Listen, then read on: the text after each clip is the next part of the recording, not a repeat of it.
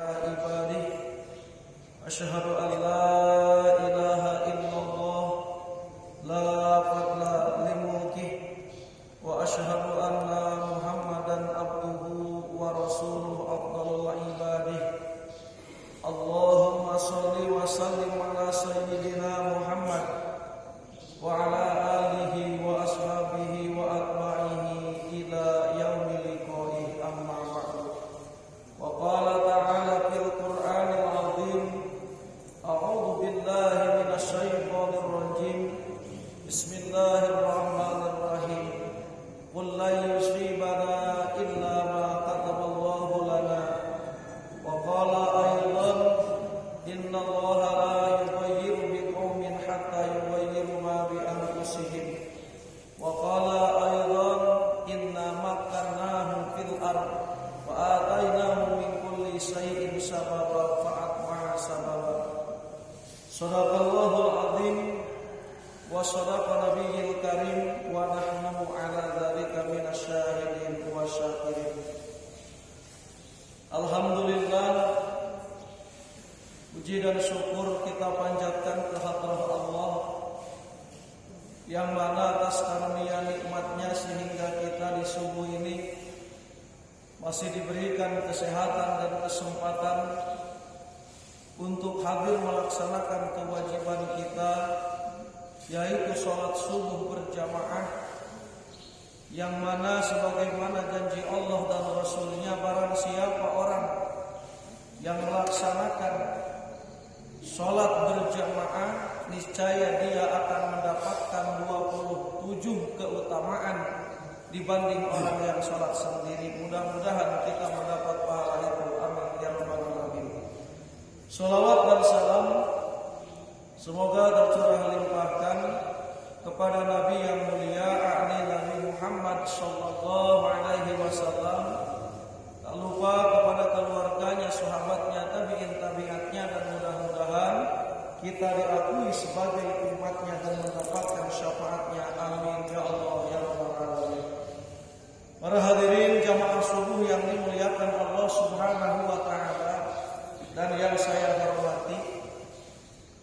Wa qala al-musannif rahimahullah, nas'aluka an tanfa'na bi ulumihi wa asrarihi. Sawabikul himam la tahriku aswarul aqdar, yang artinya bermulanya tingginya cita-cita itu tidak bisa mendobrak tirai-tirai takdir Allah. Para hadirin jamaah subuh yang dimuliakan Allah, bahwasannya kita ketahui dalam hadis Rasulullah bahwasannya kita yang terakhir antuk minabil qadari khairihi wa syarrihi minallahi ta'ala. Artinya kita wajib iman terhadap takdir-takdir Allah, baik takdir itu yang baik ataupun yang buruk, itu hakikatnya takdir Allah. Kita wajib percaya, mengiktikadkan bahwasannya takdir Allah itu ada. Takdir Allah itu yang menentukan kita. Dijelaskan oleh Syekh Ahmad Tajuddin Ibnu Athaillah ini, artinya setinggi-tingginya cita-cita kita, setingginya keinginan kita, maka itu semua tidak bisa merobek tirai takdir, tidak bisa mendobrak tirai takdir. Karena semua yang terjadi terhadap diri kita itu semua adalah kehendak Allah dan semua sudah ditakdirkan oleh Allah Subhanahu wa taala. Sehingga yang dikatakan sawabikul himam, apa itu sawabikul himam? Sawabikul himam adalah hiya quwwatul azmiyah, kuatnya cita-cita. Kuatnya cita-cita atau kuatnya keinginan, maka ini tidak bisa mendobrak tirai-tirai takdir Allah Subhanahu wa taala. Para hadirin jamaah subuh yang dimuliakan Allah. Jadi kalau kita ada keinginan dan keinginan ini dibarengi dengan kekuatan, maka ini disebut quwwatul azimah. Kekuatan kita bercita-cita. Adapun kita misalnya hanya sebatas punya keinginan, tapi keinginan itu tidak dibarengi dengan keinginan yang sungguh-sungguh, dengan yang kuat, maka keinginan itu adalah sebatas keinginan. Nah, para hadirin yang dimuliakan Allah, quwwatul azimah, kekuatan cita-cita atau kekuatan berkeinginan itu akan menimbulkan satu al-kasbu. Jadi kalau kita punya keinginan, punya kehendak, baik kehendak itu kehendak sugih misalnya, kehendak punya jabatan misalnya, kehendak keinginan dunia dan yang lain-lainnya, itu akan menimbulkan al-kasbu. Artinya kita berbuat. Contoh misalnya kalau kita punya keinginan yang kuat, ingin menjadi orang yang kaya, pasti menimbulkan al-kasbu, kita berusaha bersungguh-sungguh. Yang kedua, keinginan yang kuat ini akan menimbulkan ad-du'a, berdoa. Ibu ketika ada keinginan yang kuat, baik urusan dunia maupun urusan akhirat, pasti akan timbul berdoa. Jadi yang pertama akan timbul kasab, yang kedua akan timbul berdoa. Contoh, urusan akhirat ketika kita berkehendak masuk surga, pasti kita berkasab menjalankan amal yang mendorong masuk ke dalam surga Allah. Dan menimbulkan doa, kita berdoa kepada Allah, Allahumma inni as'aluka jannah. Ya Allah, aku minta kepadamu, yaitu surganya Allah. Artinya quwwatul azimah akan menimbulkan atau ketinggian cita-cita, kekuatan cita-cita, kebesaran keinginan. Maka ini akan menimbulkan yang pertama kita kasab, yang kedua kita doa, dan yang ketiga kita tawajuh. Tawajuh ini kalau dilaksanakan oleh orang soleh maka dinamakan karomah. Tapi kalau dilaksanakan oleh orang-orang yang tidak soleh namanya istidraj, atau orang fasik namanya istidraj. Nah, kasab tadi, doa tadi, la yahsulu kullun minha idza radal aqdar. Berdoa tadi, berkasab tadi, berikhtiar tadi tidak akan berhasil ketika berlawanan dengan takdir Allah. Ibu misalnya ada sugih, Anda jadi orang kaya, berikhtiar berdagang, berdoa ingin jadi orang sugih, tawajuh ingin jadi orang sugih, tapi kalau berlawanan dengan takdir Allah, tetaplah orang ini akan dijadikan orang miskin. Kalau berlawanan dengan takdir Allah, bagaimanapun mendirikan usaha itulah lukanya, bangkrut itulah tidak ada kemajuan. Sekali lagi, tingginya cita-cita, kuatnya kita akan menimbulkan kasab, ikhtiar, akan menimbulkan doa dan tawajuh. Ketika kita doa kasab itu semua tidak bisa merobek takdir Allah, tidak akan bisa menghasilkan sesuatu kalau berlawanan dengan takdir Allah Subhanahu wa taala. Ini yang dimaksud harus kita imani, kata Nabi, wa bil qadari khairihi wa syarrihi minallahi taala. Iman kita terhadap takdir, baiknya takdir, buruknya takdir, itu semua hakikatnya datang daripada Allah Subhanahu wa taala. Para hadirin yang dimuliakan Allah Subhanahu wa taala, li'annaha min jumlatil asbab wal asbab la tu'assir. Karena berikhtiar, berdoa, tawajuh itu adalah dari sebahagian asbab atau sebab-sebab. Sedangkan sebab la tu'asir, sebab tidak bisa memberikan dampak. Nanti kita kasih contoh satu persatu bahwasannya sebab tidak bisa memberikan dampak. Para hadirin yang dimuliakan Allah Subhanahu wa taala, lalu kita bertanya, kenapa kita disuruh berusaha? Kenapa kita misalnya oleh Allah disuruh sholat kalau memang takdir kita untuk masuk neraka? Kenapa kita disuruh usaha kalau takdir kita ditakdirkan untuk menjadi orang miskin? Kan begitu, ada pertanyaan seperti itu. Nah, Allah menyuruh kita asbab atau berusaha karena al-asbabu khadamul aqdar. Usaha ini, Pak, ikhtiar ini adalah bantunya atau pembantunya takdir. Takdir tidak mungkin datang kepada kita kalau tidak ada pembantunya. Dan pembantu ini tidak bisa dia berbuat apa-apa kalau tidak disuruh. Sama majikannya kalau tidak disuruh sama takdirnya. Sekali lagi, kita berusaha berdagang atau untuk akhirat berikhtiar datang ke masjid ingin masuk surga.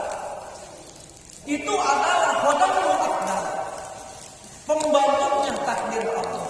Yang namanya pembantu tidak bisa berbuat apa-apa kalau tidak disuruh sama majikannya. Artinya, yang namanya pembantu usaha kita tidak bisa berbuat apa-apa kalau tidak ditentukan atau disuruh dengan takdir kita. Makanya dalam surah Al-Kahfi dikatakan begini, inna makannahu fil ardi wa atainahu min kulli syai'in sababa fa'atma'a sababa. Kami menempatkannya manusia di muka bumi ini, kata Allah, dan kami menjadikan sebab-sebab. Fa'atma'a sababa. Ketika manusia ditakdirkan sugih, pasti orang ini mengikuti sebabnya, yaitu usaha. Ketika orang ini ditakdirkan masuk surga oleh Allah, pasti orang ini berada di atas jalan sebabnya, yaitu apa? Yaitu menjalankan ibadah kepada Allah. Makanya kita bersyukur, alhamdulillah, kita ditakdirkan subuh ini bisa berjamaah di masjid ini. Ini mudah-mudahan pertanda kita mengikuti jalan sebab Allah mau masukkan kita ke dalam surganya. Amin ya Allah ya Pak. Itulah bab takdir Pak. Dan ini yang dimuliakan Allah Subhanahu wa taala. Jadi sekali lagi, faat ma'asababa, pasti orang ini mengikuti sebab-sebabnya. Sebab ini kenapa li'annal asbaba khodamul aqdar? Sebab adalah khodamnya atau pembantunya takdir-takdir Allah. Para hadirin yang dimuliakan Allah Subhanahu wa taala.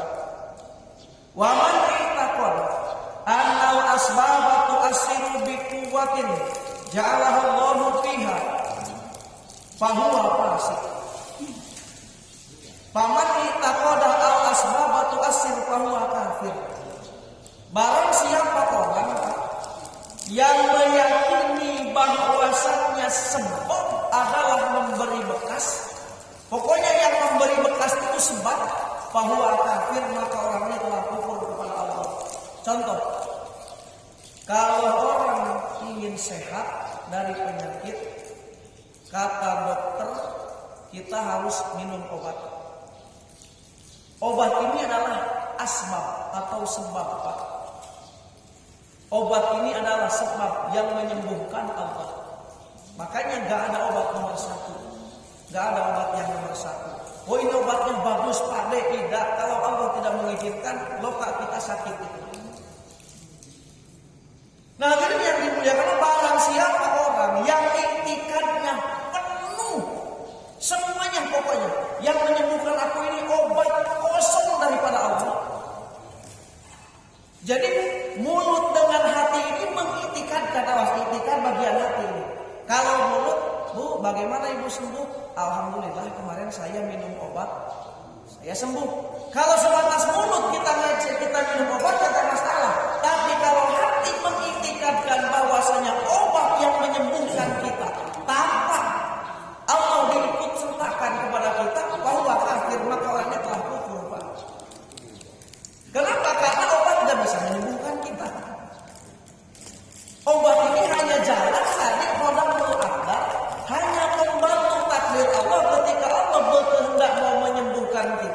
maka dikasih khodam, dikasih pembantu untuk penyembuhan itu, yaitu tadi obat.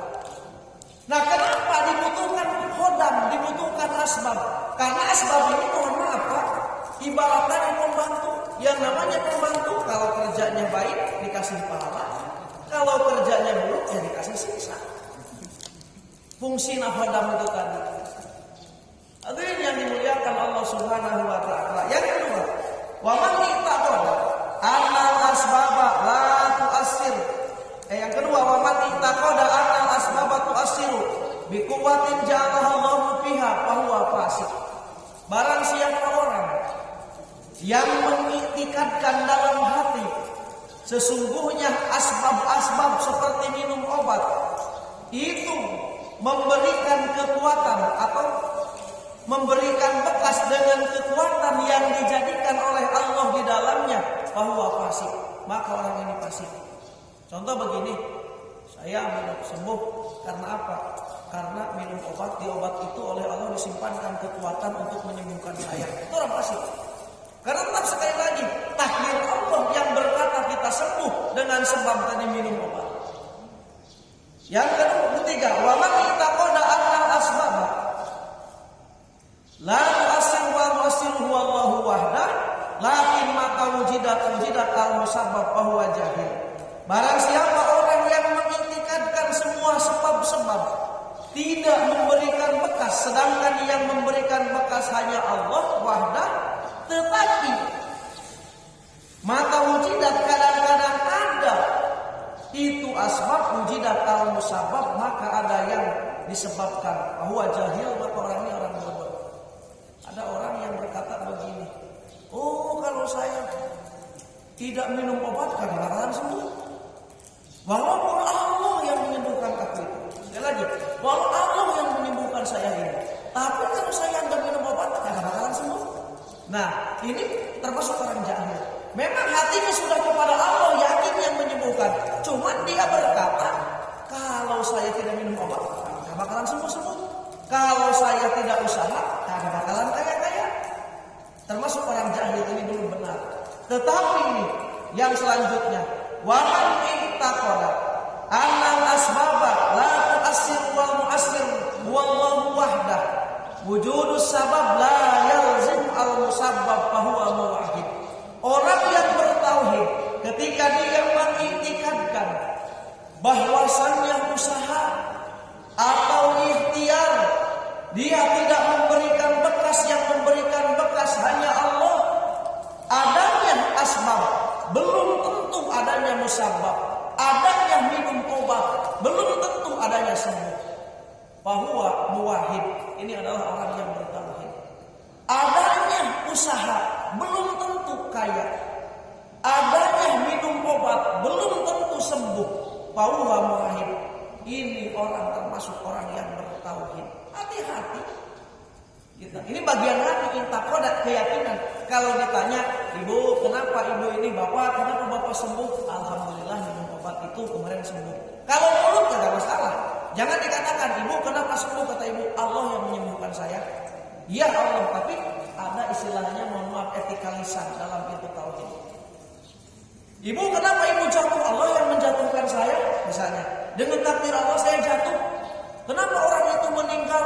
Allah yang mematikannya. Iya, yang mematikan hakikatnya Allah. Tapi secara lisan kita ucapkan, oh dia sakit, penyakitnya dia meninggal. Tapi sakit tidak bisa membuat dia mati.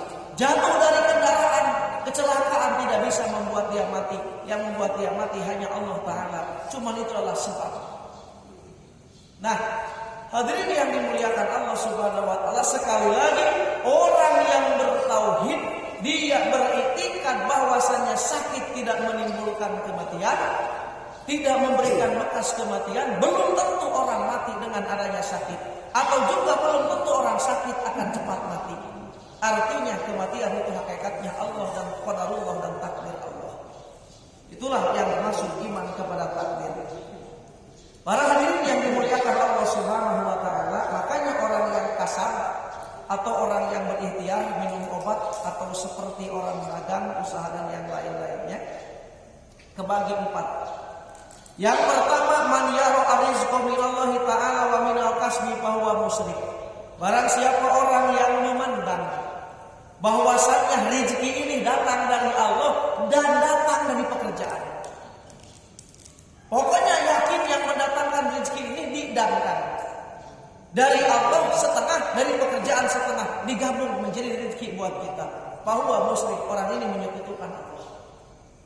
Karena rezeki semua hakikatnya datang dari Allah. Pekerjaan tadi sebatas khodam takdir pekerjaan itu.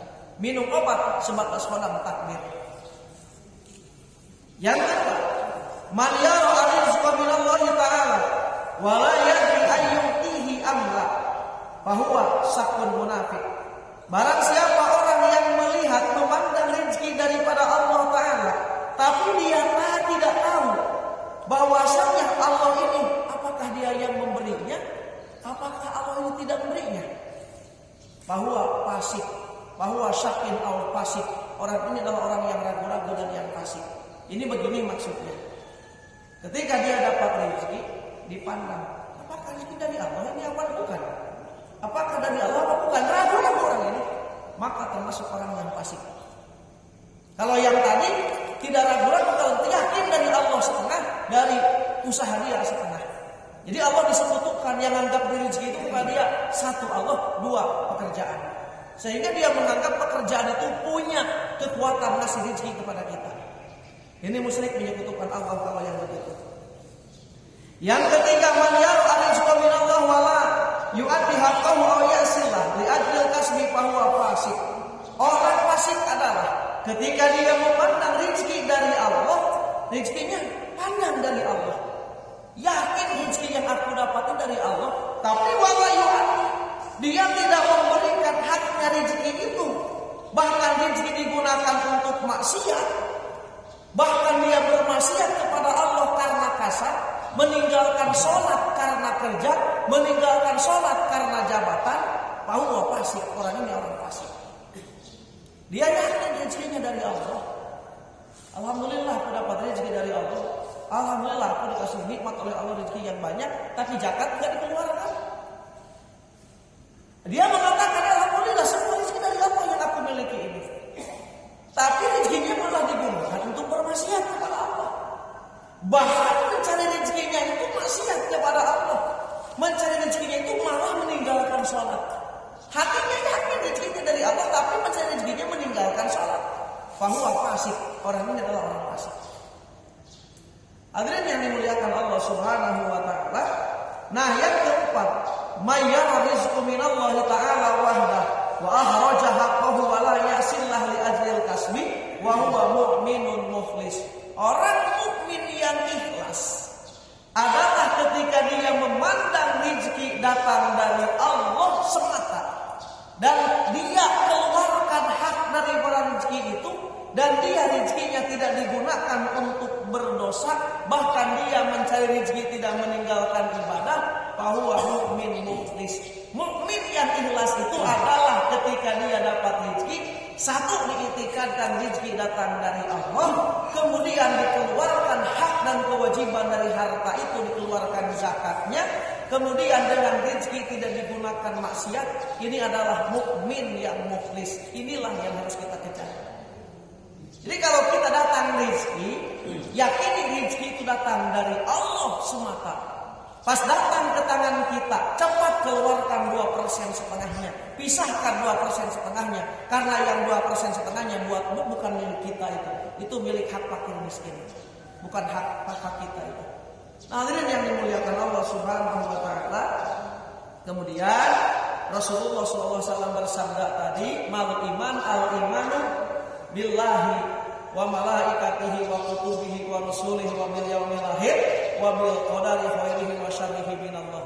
Iman itu adalah kita percaya kepada Allah, kepada malaikat-malaikat Allah, terutama yang wajib diketahui ada 10, pada Rasul Allah yang wajib diketahui 25 nabi dan rasul, pada kitab-kitab Allah yang wajib diketahui 4 kitab. Kemudian kepada hari akhir, iman kepada hari akhir, wa bil qadari, dan keenam kita wajib iman percaya terhadap takdir Allah, khairihi wa syarrihi minallahi ta'ala. Para hadirin yang dimuliakan Allah Subhanahu wa taala, Iman dengan takdir. Iman dengan takdir terdiri dari 4 hal. Yang pertama, yajibu alaika an tu'mina anna waqa'an asyata ma'an li ilmillahi ajali biha.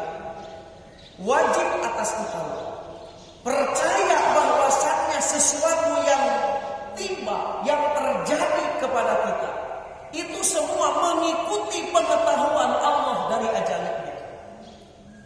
Sekali lagi, wajib kita percaya bahwasannya semua yang terjadi kepada kita hari ini, hari esok yang sudah terjadi, itu semua li'ilmillahil ajali, semua sudah diketahui oleh takdir Allah. Hadirin yang dimuliakan Allah Subhanahu wa taala, sekali lagi. Lalu bagaimana, apakah takdir bisa dirubah? Allah taala berfirman, yamhullahu wa yusbih. Allah bisa merubah takdir itu. Kalau manusia tidak bisa merubah takdir. Sehebat apapun usaha kita, manusia enggak bisa merubah takdir. Sehebat apapun doa kita, manusia enggak bisa merubah takdir. Tetapi yang merubah takdir itu Allah Subhanahu wa taala. Kalau Allah bisa, yamhullahu wa yusbih. Allah bisa menghapus takdir kita dan menetapkan takdir kita. Contoh, ibu ditakdirkan, bapak ditakdirkan untuk jadi orang miskin. Tapi bapak ikhtiar berdoa kepada Allah, dihapus oleh Allah. Bapak ditakdirkan jadi orang kaya. Itu bisa bagi Allah. Jadi yang bisa merubah takdir itu Allah, bukan kita. Kalau kita nggak bisa merubah takdir, sehebat apapun usaha kita. Makanya kita meminta kepada Allah. Sayyidina Ali itu selalu berdoa kepada Allah, ya Allah, hindarkanlah kami, hati kami dari sesuatu, atau hindarkanlah keinginan kami dari sesuatu yang bukan takdir aku. Nanti ada doa Sayyidina Ali yang hebat luar biasa. Yang kedua, yajibu an tu'mina annahu ta'ala wa ta'afalu ibad min kulliha min khairin wa syarrin. Wajib kau percaya bahwasannya Allah ini menciptakan af'alul ibad, pekerjaan hamba. Jadi seorang hamba dari yang baik maupun yang baru, kita wajib percaya bahwasannya ini adalah af'alullah. Kita hadir di sini ini, Pak, kita duduk di masjid ini, kita harus itikadkan. Karena Allah sedang mendudukkan kita di masjid ini untuk bertaklim dan berjamaah subuh. Jangan diakui bahwasannya kita duduk di sini adalah kehebatan diri kita, bukan. Karena kalau orang yang mengakui bahwasannya kita duduk di masjid, bisa taklim, bisa beribadah, diitikadkan itu adalah kehebatan diri kita, maka niscaya kita akan sombong dengan ibadah yang kita lakukan. Karena bahaya manusia sombong bisa dengan empat sebab: 1 dengan harta, 2 dengan jabatan, 3 dengan ilmu, 4 dengan ibadah. Jadi hati-hati. Kita duduk di sini, iktikadkan dalam hati, ucapkan dalam hati, yakinkan dalam hati bahwasannya Allah sedang mentakdirkan saya duduk di masjid. Makanya kita bersyukur atas takdir Allah yang baik ini kepada kita. Jangan diakui kehebatan diri kita. Karena kalau kita tidak mengiktikadkan ini adalah pemberian Allah atau takdir Allah kepada kita, kita akan sombong. Merasa kita sudah sedekah, merasa kita sudah paling banyak bersedekah, merasa kita sudah banyak membantu fakir miskin, merasa kita ini sudah punya ilmu. Padahal itu semua pemberian Allah kepada kita. Nah, ini yang dimuliakan Allah Subhanahu wa taala, inilah. Jadi tasawuf ini, mohon maaf, sasarannya bagian hati. Karena tasawuf ini mengatur gerak-geriknya hati kita. Yang ketiga, antumina anna qadarahullahu bi ajalih la budda min wuqu'ihi wa ma la yuqaddiruhu yastahilu wuqu'ah. Artinya kita wajib iman sesuatu yang ditakdirkan oleh Allah di ajalnya, maka ini pasti terjadi. Sesuatu yang tidak ditakdirkan dari ajalnya, yastahilu wuqu'ah. Yastahilu wuqu'ah, dia tidak akan terjadi kepada kita. Para hadirin yang dimuliakan Allah, makanya kata Nabi ketika mengingatkan para sahabat, ajmilu bitolab, berelok-eloklah kamu dalam mencari rezeki. Kamu itu elok-elok, jangan sampai meninggalkan ibadah, jangan sampai meninggalkan sholat. Kenapa? Karena sesuatu yang memang itu sudah takdir kamu, walaupun kamu menghindar, tetap akan datang kepada kamu. Apapun yang kamu tolak, sesuatu yang akan datang kepada kamu, tidak ada yang bisa menghalangi, akan datanglah kepada lagi sholat, Allahumma la mani'a lima a'taita wa la mu'tiya lima mana'ta wa la radda lima qadaita wa la yanfa'u dzal jaddi minkal jadd. Ya Allah, tidak ada yang bisa ngasih kepadaku kalau yang Engkau tolak, kalau yang Engkau halangi, dan tidak ada yang bisa menghalangi datang kepadaku, baik itu rezeki, jabatan dan yang lain-lain sekalipun. Dihalangi oleh siapapun, gak ada. Kalau sesuatu itu memang untuk aku yang akan diberikan kepadaku. Walau dari qadaita, tidak ada yang bisa menolak apa yang kau tentukan, takdirkan. Artinya ajmilu bitolab, elok-eloklah kita mencari. Karena sesuatu yang akan datang kepada kita, walaupun kita misalnya dagang pas lagi azan, rame-ramenya kita, tinggalkan kita sholat. Kalau memang rezeki buat kita akan datanglah kepada kita, tidak akan terhalang dengan sholat kita. Hadirin yang dimuliakan Allah Subhanahu wa taala. Yajibu 'alaika ar-ridha bima qadallah. Wajib kepada engkau bahwasanya engkau ridho atas sesuatu yang ditakdirkan oleh Allah Subhanahu wa taala dan menyikapinya bima huwal matlub, dengan sesuatu apa yang kita tuntut.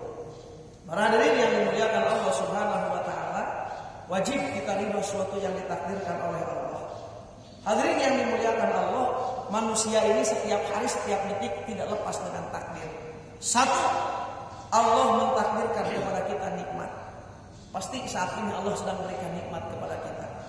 Yang kedua, bala. Allah itu setiap hari menurunkan bala kepada kita. Apa itu bala? Termasuk kita gatal di kepala, itu bala juga, cuma kecil. Artinya bala dengan nikmat berdatangan kepada kita terus. Yang ketiga taat, yang keempat maksiat. Ketiga orang ditakdirkan taat, yang keempat ditakdirkan maksiat. Nah, apa yang harus kita lakukan? Bima huwal matlub. Yang pertama, kalau kita ditakdir sedang dapat nikmat, wa yajibu an tashkurallah, engkau wajib bersyukur kepada Allah. Yang kedua, ketika ditakdir sedang dapat bala, sakit, apa itu yang memberatkan diri kita, wa yajibu an tasbirallah, wajib kita sabar kepada Allah. Yang ketiga, ketika kita ditakdir Allah sedang taat. Awas, kita hari ini ditakdir sedang taat, wajib kepada kita jangan ujub, jangan bangga, jangan takjub terhadap diri kita bahwasanya taat kita ini kehebatan kita, melainkan kita saat ini sedang taat adalah kita ditakdir oleh Allah. Mudah-mudahan dengan takdir ini, sebab ini kita taat di sini, ini salah satu jalan kita. Allah mau mentakdirkan kita dalam surganya. Amin ya rabbal alamin. Yang ketiga, manusia ditakdir sedang maksiat. Ada orang yang ditakdir sedang maksiat, tapi ingat, orang yang ditakdir sedang maksiat, dia harus cepat-cepat bertaubat kepada Allah. Punya tugas. Jadi ada orang yang belum selesai, ya kan maksiat juga takdir Allah katanya. Jadi apa maksiat, tenang aja, takdir oleh Allah. Ingat, orang yang maksiat itu betul takdir Allah, tapi dia dituntut oleh Allah. Wa muqaddaruhu bima huwal matlub, dituntut oleh Allah, dia cepat-cepat bertaubat.